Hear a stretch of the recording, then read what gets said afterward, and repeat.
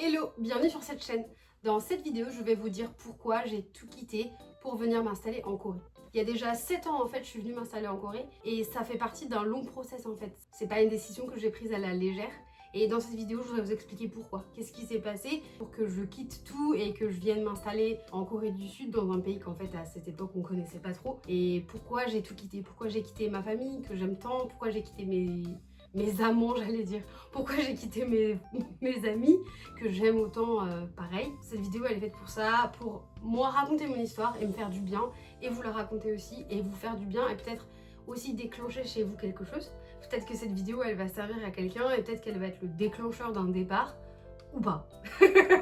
Ou pas. Mais clairement, voilà, c'est une petite vidéo comme ça, chill, dans mon lit, tout va bien, je suis posée, et c'est parti. Bonne vidéo. Donc déjà, il faut savoir qu'il y a à peu près déjà 7 ans, je me suis décidée à venir en Corée du Sud. Et à ce moment-là, il y a des gens qui m'ont pas cru, il y a des gens qui m'ont cru, il y a des gens qui pensaient que c'était possible, et il y a des gens qui pensaient que c'était impossible. Mais souvent, en fait, parce qu'on connaissait pas, il y a 7 ans, c'était pas quelque chose de hyper commun de partir en PVT. Autour de moi, j'avais déjà vachement de potes qui étaient partis en PVT, en Australie, etc. Donc j'avais déjà eu des exemples, même si j'avais pas eu de retour concret. Je savais qu'ils étaient partis, je savais pas trop qu'est-ce qui se passait là-bas concrètement, etc. Anyway, il y a donc 7 ans, j'ai tout quitté pour partir et venir m'installer en Corée du Sud. Quand je suis arrivée en Corée du Sud, ça a été très compliqué et j'ai beaucoup regretté ce choix. Mais avant d'arriver, en fait, j'ai beaucoup réfléchi. Et en fait, j'étais dans une période où, si je dois remonter dans le temps, quand j'avais 18 ans, je me suis retrouvée à la fac avec mon bac en poche. Et à ce moment-là, vous savez, on vous dit à chaque fois, qu'est-ce qui se passe pour toi en fait? Tu veux faire quoi plus tard? C'est quoi ton rêve? Tu veux faire quoi comme métier? Parce qu'en fait, je suis même optimiste. Si je dis c'est quoi ton rêve, c'est pas vrai. Personne m'a jamais posé la question. La seule question qu'on m'a posée à l'époque, c'était qu'est-ce que tu veux faire plus tard? Et franchement, la Audrey de 18 ans, la Audrey de 25 ans, la Audrey de 30 ans, la Audrey de toutes ces années, elle n'en avait aucune idée. Moi, le seul truc que je kiffais, en fait, c'était la Corée.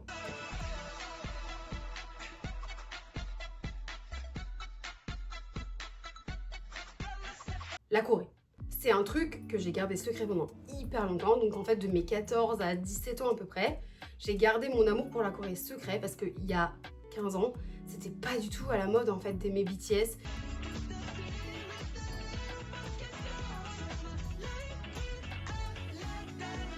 C'était pas du tout à la mode, K-pop Demon Hunters.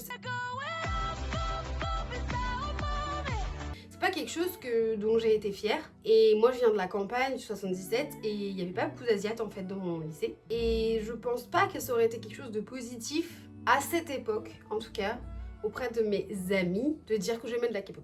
Après, bien sûr, j'ai eu des vrais amis, donc j'ai pu leur dire qu'est-ce que j'aimais, etc. Même s'ils comprenaient pas en fait ma passion, il n'y avait pas de problème, genre on était cool et tout. Mais donc voilà, de mes 14 à 17 ans, j'aime la Corée. Et à 18 ans, je me retrouve avec ce bac en poche et j'ai aucune idée de quoi faire. Je me retrouve à me dire, genre, je sais pas quoi faire de ma vie, mais tout le monde veut que je fasse un truc de ma vie. Donc, je fais quoi? Et donc, en fait, je me retrouve comme ça, à 18 ans, sans savoir quoi faire, en me disant que la seule chose au fond de moi qui m'intéresse, c'est la Corée. Et je me dis, bon, bah, pourquoi pas, en fait, continuer là-dedans. Par exemple, je sais que j'ai beaucoup d'amis qui sont allés par défaut dans des filières à l'université, du style je suis en L, je suis pas trop mauvais en langue, donc je vais faire une licence LLEA, anglais, français par exemple. Je sais que par dépit, on va beaucoup quand on a 18 ans dans une fac où en fait on sait pas trop, donc on vise le général. Par exemple, pourquoi pas aller faire du marketing parce que de toute façon plus tard on peut se rediriger. Moi je me suis retrouvée à postuler à cette fac de Corée en me disant je sais pas trop où aller mais c'est le seul truc que je kiffe. Donc je veux aller dans cette fac. Et en plus à l'époque c'était vraiment un truc, c'était une minorité, vous voyez, on était vraiment pas beaucoup. En fait il y avait que 3 facs. Il y avait une fac à La Rochelle, il y avait une fac à Paris-Hydro-7 et juste en face l'INALCO. Et en fait ces 3 facs elles étaient hyper sélectives. Moi j'avais postulé à La Rochelle, je m'étais dit que pourquoi pas postuler à La Rochelle. J'avais postulé à l'INALCO et en premier à Paris-Hydro-7 et j'ai été prise, donc j'étais trop contente. Et donc j'ai fait ces 4 années de licence. Parce qu'en fait, moi, j'ai redoublé ma première année de licence. Oupsie. J'ai fait ma première année de licence que j'ai redoublée. Et après, j'ai fait ma licence jusqu'au bout. Avant de commencer cette licence, je me suis dit, en fait, c'est bien beau de dire que j'aime la Corée. J'ai aucune idée de quoi je parle, en fait. Genre, j'aime la Corée, mais en fait c'est pas vrai. J'aime la K-pop, j'aime les dramas, mais la nourriture, j'ai mangé 2 bibimbap à Paris, j'ai mangé un barbecue, enfin vous voyez, genre je connais rien en fait, je connais pas. Donc l'année de mes 18 ans, j'ai travaillé au McDo tout le mois de juillet et en fait avec l'argent, enfin cette paye du mois de juillet, je suis partie au mois d'août pendant 2 semaines en Corée. C'était ma première fois en Corée. J'ai fait d'abord Busan et en fait j'ai adoré. J'ai adoré la Corée. J'ai adoré la Corée. J'étais il y a déjà 10 ans, hein, parce que j'avais 18 ans. J'en ai 31, c'était il y a longtemps. J'ai adoré. En fait, je suis allée à Busan, les gens étaient hyper chaleureux. J'ai archi bien matché avec la nourriture. Même si, franchement, c'était archi épicé et tout, mais j'ai archi bien matché avec la nourriture. Et j'ai eu un copain coréen là-bas à Busan. Ça aide. Grâce à ce copain coréen, j'ai pu avoir une vision, vous voyez, interne en fait, plus immergée. J'étais pas juste la petite étrangère avec son menu en anglais en fait. Il m'emmenait dans des endroits où, bah en fait voilà, c'était pour des touristes, mais il y avait beaucoup d'endroits où je suis allée grâce à lui comme une coréenne. Donc voilà, je suis allée à Busan, après je suis retournée à Séoul. Et pareil, à Séoul j'ai adoré. Je vais pas mentir, je suis allée beaucoup en boîte. Je suis allée beaucoup en club, j'ai beaucoup profité de la nightlife. Mais quand même, j'ai adoré, les gens étaient hyper gentils. Encore une fois, j'ai grave bien matché avec la nourriture. Et j'ai trouvé, en fait, à cette époque, que c'était très ouvert. Il n'y avait pas de méchanceté. Par exemple, s'il y avait des étrangers dans une boîte, dans un bar, j'en sais rien, bah on se liait tout de suite d'amitié, même si c'était que pour une soirée. Et c'était très cool, très chill. Et on va pas se mentir, en fait, il y a 10 ans en Corée, donc il y a plus de 10 ans en Corée, on va pas se mentir, être un étranger à Séoul, c'était encore spécial. Ce que je veux dire par là, c'est qu'en fait, quand tu viens en Corée, il n'y a pas tant d'étrangers que ça. Bien sûr, si je vais à Hongdae, bah il y a plein d'étrangers, donc vous voyez, ça dépend vraiment aussi de ce qu'on cherche, mais en Corée, il y avait quand même ce côté, à l'époque, être une Française en Corée, bah c'était un peu spécial. Franchement, j'adorais aller au resto, que les gens viennent me parler, qu'ils me demandent d'où je viens, machin. Même si c'est que du small talk, même si c'est que pour faire du blablabla, c'était trop bien. C'était pas bien tous les jours, mais c'était trop bien. Donc je fais ce premier voyage que je kiffe, je me sens vraiment bien. Et en fait, ce qui se passe surtout, c'est que quand je rentre en France, je me dis, waouh, moi je veux y retourner en fait. Je veux retourner en Corée, je kiffe trop ma life. En fait, je kiffe tellement ma life que après, pendant à peu près 3-4 ans, je fais que de retourner en Corée. Je fais que de retourner en Corée. Je fais des mini-voyages, genre je pars avec ma meilleure amie en Espagne, je pars avec mes parents à droite à gauche, machin et tout. Mais en fait, mon gros voyage, avec mon gros budget et toutes mes économies, c'est pour aller en Corée. À ce moment-là, avec mon copain coréen, je suis en relation de longue distance. Je suis censée le rejoindre l'année d'après, donc en fait tout un an on a fait en longue distance. Je suis censée le rejoindre l'année d'après et à peu près 2-3 jours avant mon arrivée, il me dit que lui et moi c'est fini. Je décide que je m'en bats les steaks. Je décide qu'en fait c'est pas un truc qui va m'empêcher d'aller en Corée parce que je suis amoureuse de lui à ce moment-là et tout machin, mais en vrai je suis jeune. Et moi j'aime la Corée, je suis pas là-bas pour trouver un petit copain, je suis vraiment là pour kiffer, pour rencontrer des gens, pour manger, pour sortir, pour visiter parce que les palais sont magnifiques, parce que les endroits sont magnifiques, parce que j'adore aller visiter les villes, enfin vraiment je kiffe, moi je vis ma best life, en Corée. Donc j'y vais une deuxième fois, une troisième fois, etc. Et ma licence se termine. Et en fait, pendant toute ma licence, donc pour partir en Corée, j'ai fait des jobs étudiants. J'ai travaillé chez plein de petites boutiques de vente de vêtements. Et en fait, j'ai économisé à chaque fois, et à la fin de mes études, donc j'ai ma licence. Et j'en ai marre de ma licence. Vraiment, en fait, j'en ai marre d'être à l'école. À ce moment-là, je sais pas qu'est-ce que je veux faire de ma vie. Je me dis que j'aimerais bien travailler dans la traduction, vous voyez, genre du style au Parlement européen. À Bruxelles, j'aimerais bien travailler, faire la traduction français-coréen ou anglais-français. Mais en fait, le problème, c'est que, pour être sincère, moi, je suis personne, j'ai pas les compétences, à ce moment-là, surtout, je suis pas bilingue, quoi. À ce moment-là, j'ai genre 24 ans, pas du tout bilingue en coréen, je suis pas du tout bilingue en anglais, enfin, vraiment, c'est compliqué. Donc, je me dis, c'est pas pour moi, je fais pas partie de cette élite, donc c'est pas pour moi, donc je me dis que je vais continuer dans la vente. En fait, je vais continuer dans la vente parce que je suis bonne en vente. Pas forcément ce qui me fait vibrer, c'est pas vraiment ce que j'aime. Mais à ce moment-là, ouais, c'est comme les maths. Genre, c'est pas parce qu'on est bon en maths qu'on aime les maths. J'aime pas la vente, mais je suis bonne en vente. Genre, j'arrive bien à vendre, je m'en sors bien. J'aime bien la relation avec le client, j'aime bien le contact avec le client.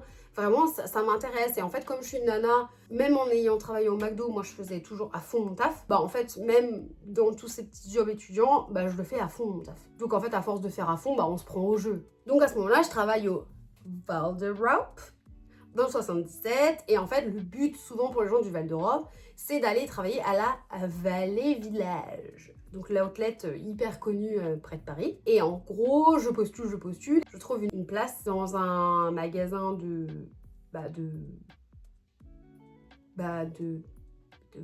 je trouve une place dans un magasin de prêt-à-porter de luxe. Et au bout d'une semaine que j'ai commencé, je me rends compte que je déteste mon travail. Vraiment, je déteste mon travail. En fait, si je dois être franche avec vous, c'est même pas une question de travail en soi. C'est juste que moi, à ce moment-là, j'ai 24 ans. Et je me dis que je n'aime toujours pas la vente plus que ça. Genre, en vrai, je trouve que c'est sympa, on apprend plein de choses. En plus, souvent, quand on monte dans tout ce qui est prêt-à-porter de luxe, etc., c'est hyper intéressant, on apprend énormément de choses, on est bien formé, etc. Donc vraiment, c'est hyper sympa. Mais je me rends compte que j'aime pas ça. En fait, je me trouve inutile. Vraiment, je me trouve inutile. Et si vous voulez, tous les matins, en partant au travail, dans ma voiture, de Noisy-le-Grand au Val d'Europe, il y a 15 minutes en voiture, et je pleure tous les matins dans ma voiture. Et en fait, à ce moment-là, je trouve ça même ridicule. Genre, je pleure parce que je vais au travail, mais... Non mais allô quoi. Ça n'a pas de sens. Vous voyez ce que je veux dire? Ça n'a pas de sens. Je pleure parce que je veux travailler, parce qu'en fait, j'aime pas ce que je fais. Et je me trouve inutile. Du style, je vous vends un sac. Je vous vends un sac en crocodile de cette marque qui est à 8 000 €. Je vais le vendre.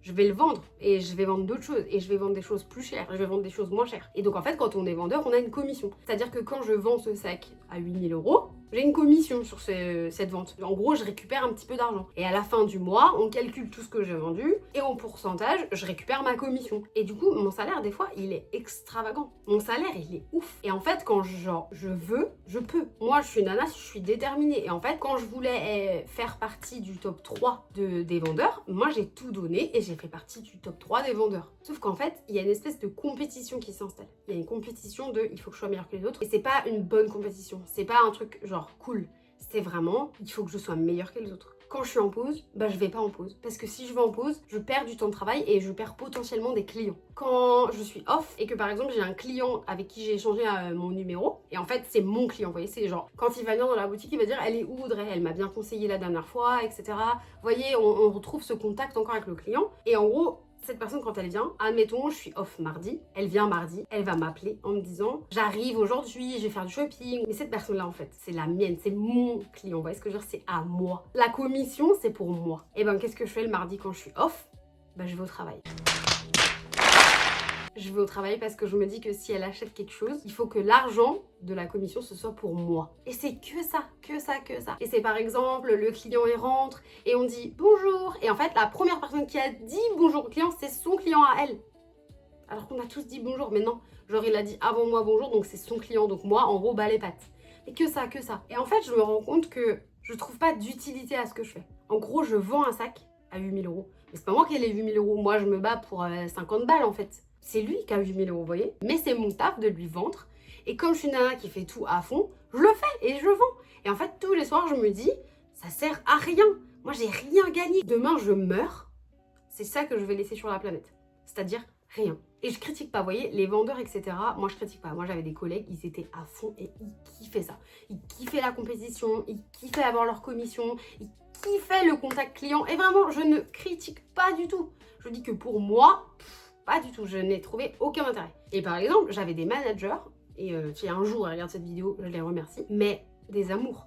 Elles m'ont tout appris du métier, elles m'ont fait confiance, elles m'ont donné des responsabilités, elles m'ont fait faire plein de choses. Et vraiment, je m'étais dit, bah pourquoi pas en fait, pourquoi pas devenir comme elles plus tard. Et vraiment, c'était des femmes, j'ai que du respect pour elles, c'était des mamans, c'était des femmes, elles étaient hyper occupées. Et elles faisaient hyper bien leur taf. C'était des nanas qui connaissaient mais tout sur le... Vraiment tout sur la boutique, tout sur la mat, tout sur les textiles, sur vraiment tout. Donc vraiment que du respect. Si on veut devenir ce genre de personne, bah tant mieux. Moi j'ai beaucoup souffert de pas trouver ma place dans cette entreprise parce que justement les autres avaient l'air bien, vous voyez. À ce moment-là, il n'y a que moi qui me sens mal.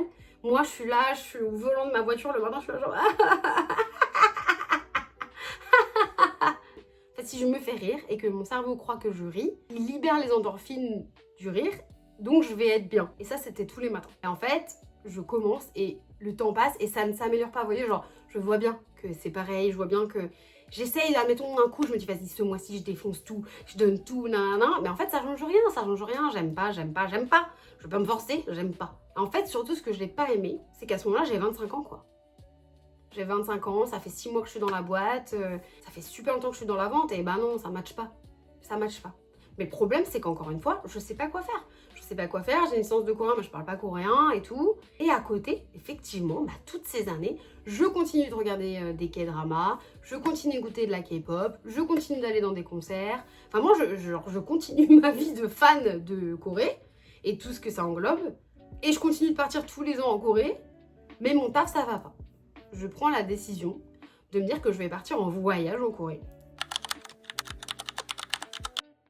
Et je vois sur internet qu'en fait, avec un visa de touriste en Corée, on peut rester 3 mois. Mais je me dis que 3 mois, c'est trop court et que ça va trop vite passer. Parce que je sais très bien, le temps de s'installer, nanana, boum, 1 mois est passé. Donc je me dis, je cherche sur internet et je cherche. Et je trouve donc ce PVT, ce visa vacances-travail, le Working Holiday. Dans une prochaine vidéo, je vais vous faire une vidéo sur ce visa concrètement pour les gens qui veulent partir. Je vais expliquer comment ça se passe, c'est quoi la to-do list, qu'est-ce qu'il faut faire, comment il faut faire, et je vais donner mes conseils en tant que personne qui est venue en PVT. Donc, je décide de partir. Et j'annonce à mes parents que dans à peu près 6 mois, je pars. Voilà. À ce moment-là, j'ai 25 ans et j'annonce à mes parents que je pars. J'annonce à mes amis que je pars. J'annonce à tout le monde que je pars dans 6 mois. Et le fait de le dire à haute voix, bah ça solidifie la chose. Genre, ça la concrétise, j'ai pas le choix. Donc, pendant 6 mois, je continue de travailler dans ce magasin et j'économise des sous. En fait, j'économise. Voilà, je me prépare à partir. Et je me souviens que concrètement, mon père pensait que j'allais revenir avant la fin des 1 an. Parce que le PVT, c'est 1 an. Concrètement, il pensait vraiment pas que j'allais rester 1 an. Ma mère, je pense qu'elle m'a même pas cru. Je pense que ma mère, au début, n'a même pas cru que j'allais vraiment même partir. Et je pense aussi qu'elle pensait que j'allais rentrer. Et ma soeur m'encourage, mes amis m'encouragent, souvent principalement ma famille, voilà. Je pense que ma famille s'est dit c'est dangereux, c'est quoi ce truc, de quoi elle nous parle, patati patata, le travail, l'argent qu'on a fait. Et les amis, bah en fait on est plus jeunes, on a des gens autour de nous qui l'ont déjà fait, donc vraiment plus dans cette motivation, ce vas-y, tu peux le faire, machin, etc. Et donc je pars avec 2500 € en poche et c'est tout, les gars. Ma licence de coréen dans une poche, ça me sert à rien. Mes 2500 € dans une autre poche, c'est pas grand chose. Et je pars. Et je me souviendrai toute la vie. Dans l'avion pour partir, tout l'avion, je me dis, mais qu'est-ce que je fous, les gars? Mais vraiment, vous savez, à me dire, je suis en train de faire une connerie de ouf. Ouais, vraiment, à me dire, je suis en train de faire une connerie de malade. À l'aéroport, je pars, mes parents pleurent et tout, machin, je pleure, c'est la pleurade. Et à l'escale à Shanghai, je tombe sur Mathilde et une autre amie. En fait, à l'époque, ce ne sont pas mes amies, hein, mais vraiment à l'escale à Shanghai, je tombe sur Mathilde, je pense que vous la connaissez, et une autre amie. Et en fait, toutes les deux, elles vont devenir vraiment mon pilier pendant 1 an en PVT. Et c'est vraiment grâce à elles, je pense que je vais rester. Oui, parce qu'en fait, avant ça, je me suis dit, what the... J'ai fait grave la meuf à vouloir venir toute seule, mais en fait, heureusement que j'avais 2 copines avec moi, parce que je vous jure que venir tout seul en PVT comme ça, bah, j'avais que de la gueule, hein, parce que franchement, je crois que j'aurais pas assumé. Parce que c'est simple, hein, les 2-3 premiers jours, Mathilde faisait ses plans, mon autre amie, elle faisait ses plans, machin, tout ça. Et clairement, c'était long. C'était très très long. Mais donc voilà, ça c'est toute la réflexion qui m'a poussée à venir vivre en Corée.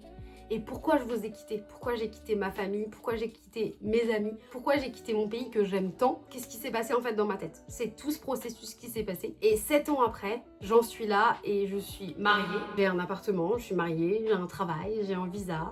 Tout va bien. Ça a été un long chemin, un chemin très très très long, très compliqué, mais ce sera dans une prochaine vidéo parce qu'aujourd'hui je voulais vous expliquer pourquoi je suis ici, qu'est-ce qui m'a fait venir ici. J'espère que cette vidéo vous a plu. Moi, c'était hyper chill à tourner. Franchement, c'était cool. Et j'ai trouvé que pour vous, ça pouvait peut-être vous aiguiller et comprendre peut-être des choses. Et puis aussi vous, comme je disais, déclencher des questions, déclencher des interrogations. Voilà, annyeong!